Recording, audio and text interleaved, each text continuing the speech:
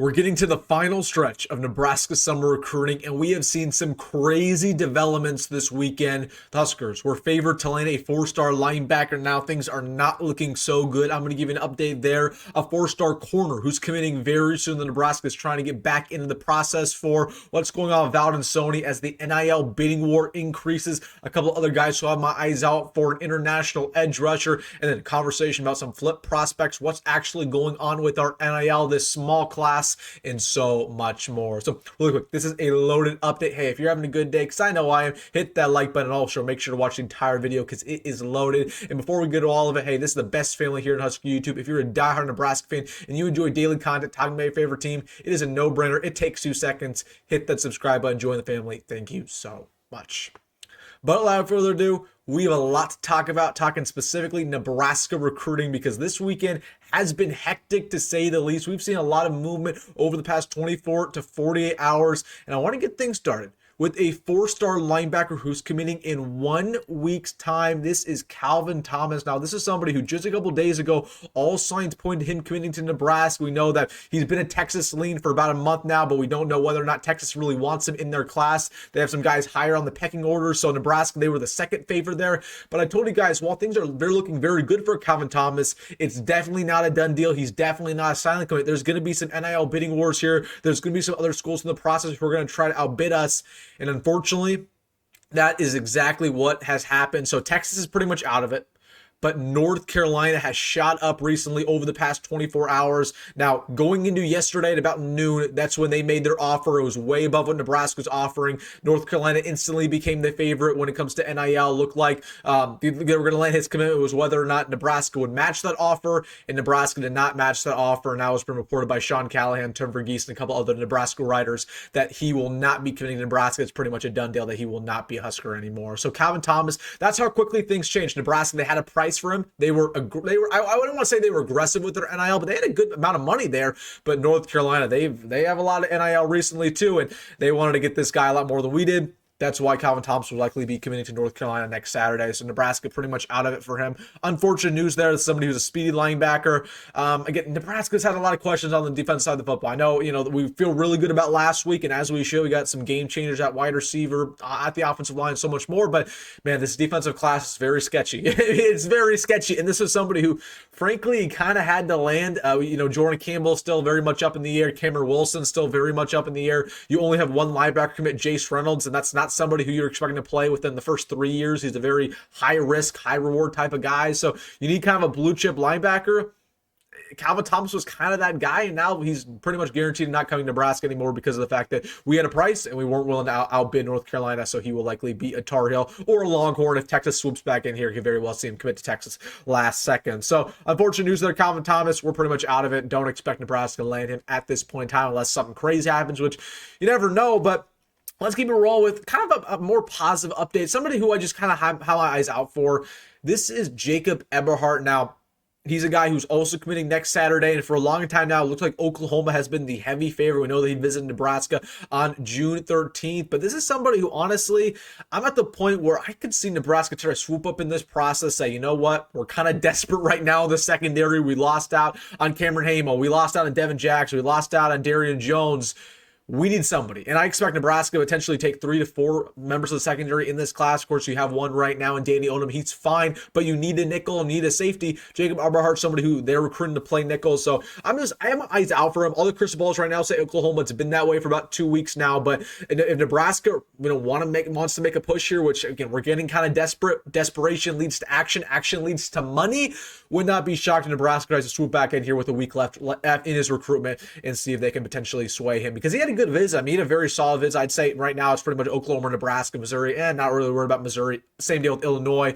But again, Nebraska, hopefully they can start to outbid these other schools, because the secondary class, linebacker class, and D-line, again, it's getting kind of questionable very quickly here. Again, we feel great about offense, but the defense still has question marks, very, very much so. So Jacob Eberhart, just watch out for that name, because I would not be shocked Nebraska at some point just says, you know what, we got to outbid Oklahoma because we need this guy. We need somebody in the secondary alongside Danny Odom. So just watch out for this name and get committing next Saturday. Then let's talk Valdin Sone, because, again, he announced a couple days ago that he's going to be committing very, very soon. His agent's been propping him up. I told you guys, I still think it's going to be Nebraska here, given the fact that, out of all these prospects, Nebraska has been the most aggressive when it comes to NIL. Again, Georgia, they're offering a good amount of money. Florida's offering a good amount of money. And if I'm going to be honest with you right now, I think if Valdin Sone was just going off what school he likes the most, I don't think he'd come to Nebraska. I think he'd probably go to Georgia. I think he'd probably go to Florida. But it's been said multiple times in this recruitment that NIL is the most important thing. And as it should be. That's how it is for these top 100 prospects. We'll talk about some guys later in this video who, have went to worse schools that they don't like as much just because the NIL check is that good. So if Nebraska's offering, way above what Georgia's offering or way above Florida, I see no reason he's not going to commit to Nebraska. So I know that, again, it's been an NIL bidding war behind the scenes for about a month now, and they're still trying to drive up the price. Nebraska right now, they do have the best price right now on the table, but they're the agents trying to prop it up a little bit more. So we'll just see what happens with Valdin Sone, but again, I'd expect this week. I really do, probably by the end of the week, if not the week after.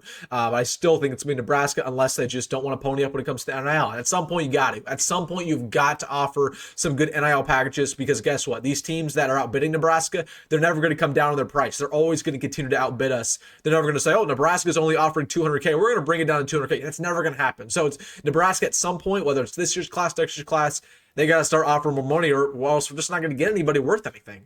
That's just the bottom line. So Valdin Sone, I still feel good about it, but again, just know that behind the scenes they're trying to raise up the price, and that's not great news for us, because I don't know how much more we're willing to really give them. So just watch out for Mr. Valdin Sone this week. Again, Darion Jones committed to Iowa on Friday. That wasn't too shocking. I really like Darion Jones as a prospect. I thought that the brother connection was going to be very important for him, but again, he grew up to be an Iowa fan. His whole family pretty much Iowa fans, so I can't blame him for choosing the school that he grew up rooting for. So I wish Darion Jones the best of luck. I mean, he's a baller, man. That's somebody that Nebraska couldn't afford to lose. I honestly, I get it that he grew up to be an Iowa fan. I'm still shocked, because to have his brother on the roster, for him to choose Iowa, I don't know.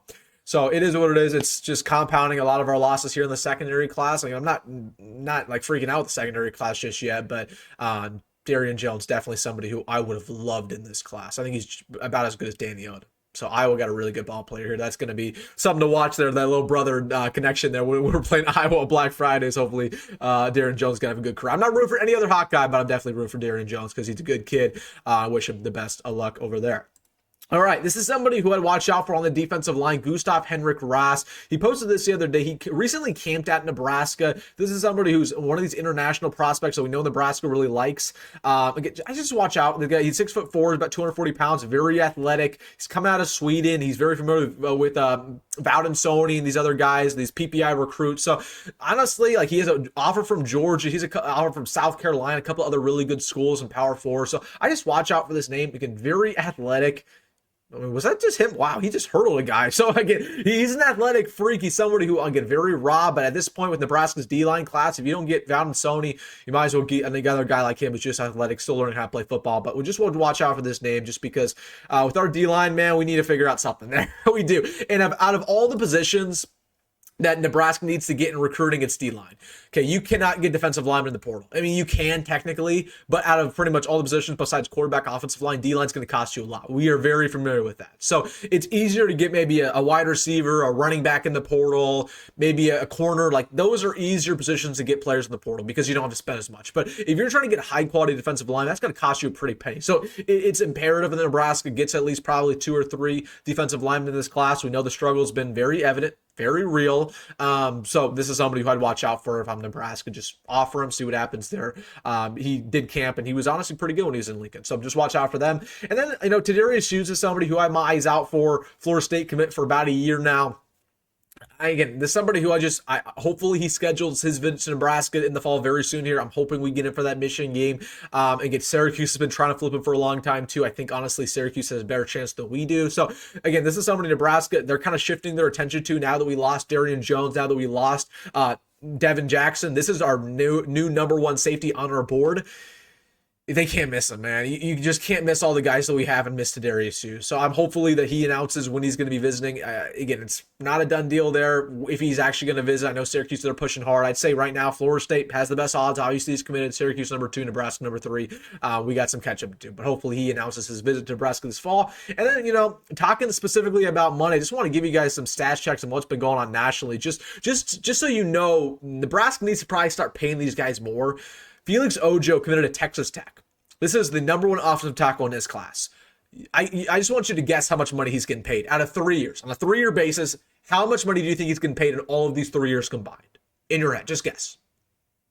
Whatever you guess, it's not enough. He's getting paid $5.1 million in a 3-year span as an offensive tackle. That was ridiculous, but it's not just that from this weekend, okay? We saw Calvin Russell commit to Syracuse last night. That's guy who's a 5-star receiver.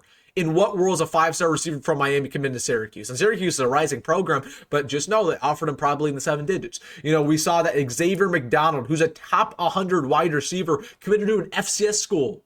Sacramento State, who notoriously has a bunch of NIL money, I don't even know how. So, listen, I just saw that to say this. If these recruits are going to some of these bottom feed, I don't want to almost say bottom feeder, but some of these lower programs for a lot of money, kind of tells you that Nebraska, they could have a top 10 recruiting class if they really wanted to. Okay, they probably could have landed Titan Davis if they really wanted to. They probably could have landed Devin Jackson. They definitely could have landed Devin Jackson if they really wanted to. It's just about money nowadays, guys. It's just about money. Like, it doesn't matter how hard you're recruiting a player. It doesn't really even matter about the playing time or the coaching connection. It's all about that greedy dollar bill. At the end of the day, it's either if you got money or don't got money. And if you don't got money, you're not going to have a good recruiting class, bottom line. So if I'm Nebraska, I like their strategy of being conservative. I think it's important. We'll talk about that in tomorrow's video. But long term, you got to start ramping up what you're offering these kids, because I'm telling you, teams like Texas Tech, they're never going to go down on their money. They're never going to say, oh, you know what, $5 million, that was just too much. The price only increases over time. The price only goes up. So if this kid's getting paid $5 million in 3 years, imagine the number 1 offensive tackle in 3 years and 4 years down the line. He's probably getting paid $7 million, $8 million. The price will only go up long term. Okay, so Nebraska better up their price quick, or else we're going to be left in the dust. And again, we don't have a money problem. We have plenty of money. It's just how they choose to spend it. Okay, and again, we're kind of saving our money for the portal. That's great, but really good programs are built through high school recruiting. So just wanted to give you that stats check there. And then the last thing I want to talk about very briefly is something I kind of tweeted about yesterday. Follow me on Twitter if you haven't already. It's kind of interesting to me. If you look at around the nation right now, all of these programs have bigger classes this year. Okay, like right now, I think, there's programs with 30 commits. USC has 31 commits. Most of the teams in the Big Ten, they have over 25 commits. Nebraska is only sitting at 12. And the reason why a lot of these programs have bigger classes nowadays, especially this year, is because the scholarships went up from 85 to 105. So these teams are taking advantage of saying, well, we can have more scholarship players on the team. Why are we not getting bigger classes? It's interesting to me that Nebraska is doing the opposite. Nebraska is saying, okay, we have more scholarship players. We're going to take less players in high school recruiting. So that's very interesting. It gets a completely different strategy. And honestly, the dirty little secret why Nebraska is taking so little players in high school recruiting is because they think they're not going to lose many players to the portal. But I'm telling you, it just gambles a lot on this year. This is why this year is so important for Nebraska. If you win this year, yeah, you probably won't lose many players to the portal. But let's say you lose. Let's say you go 6-6. All these guys are jumping ship. This, that, and the third, and you already have a small high school recruiting class coming in, you have a lot of guys to fill in the portal. You might have to take 30 guys in the portal. And that's, again, 30 might sound a lot, but it's very real. So I think that's crazy. It's nuts. When you look around the country, everybody's taking these massive 25, 30, person classes, and Nebraska's taking their smallest they've had in over a decade. It just doesn't line up. And I know a lot of people, they say, well, Nebraska's roster is super young. You look at, we have so many freshmen, we have so many sophomores. That issue is not unique to Nebraska. Like we talk about this all the time. Like Nebraska has these issues that no other schools deal with. Like every program around the country is majority, like they're all young. Most of them are young. Most of them have a bunch of freshmen, sophomores, and yet these programs are still taking huge recruiting classes. So Nebraska's just dealing with their issues differently. They expect their freshmen and sophomores to not leave in the portal. Maybe these other programs do expect them to leave in the portal when it's all said and done. But I just know this, the portal's unpredictable. And you never know what's going to happen. So Nebraska, I just kind of feel like, while they believe that, okay, these young freshmen, and sophomores, they're not going to leave, they very well could if we don't win this year. So it's just something that I think is interesting, the fact that Nebraska's taking a small class while pretty much every other program's taking bigger classes now that there's more room. Just something I thought I'd bring up because I think it's a very, very interesting, something that you should note. All right, guys, let me know your thoughts down below. I want to hear, out of all the players who are left on the board, not named Valdin and Sone, who do you want the most? Specifically on defense. Like, let me know who you want because, again, I feel great about the offensive class. It's just the defensive class at this point. It's like, we got to do something before the summer ends. We got to do something before the summer ends because, yes, we can flip these guys, and that's nice. But if you were expecting to flip 5-6 guys, that's just a lot of pressure that I don't want to put on this team. I'd rather only, go into the season trying to flip 2 guys. Like last year, we went into the season trying to flip Dawson and Cortez, and we flipped both of them.